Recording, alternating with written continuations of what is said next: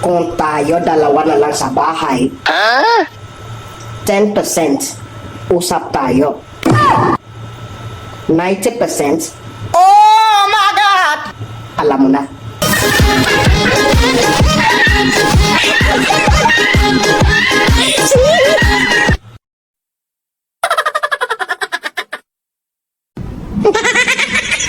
Kapag ang jowa mo lagi matagal mang-reply sa messages mo, isa lang ibig sabihin ito, may bago siya. Ipatulfo mo yan.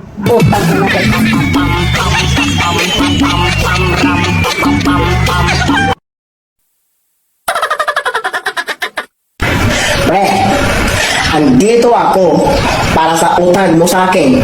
Magbayad ka naman ngayong araw. Pare, bakit parang galit ka? Bakit? Alam mo naman wala pa akong pera eh.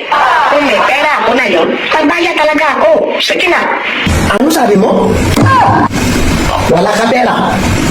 Grabe naman yan. Nakita ko naman sa post mo sa Facebook, di ba? Kumakain ka sa malaki restaurants. Ang sarap-sarap ulam na yan. Ang laki yung chicken. O tapos, may milk ka pa, oh. Tapos sabi mo, feeling blessed. Yung utang mo sa akin, bayad mo. Para ako din feeling blessed ako. Hoy, yung utang mo, bayad mo yan. Grabe naman yan.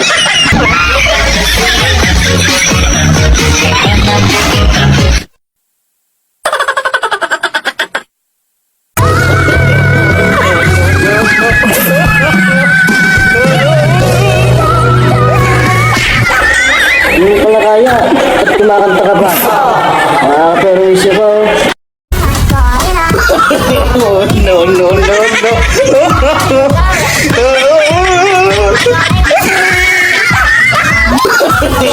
No, no, no, no.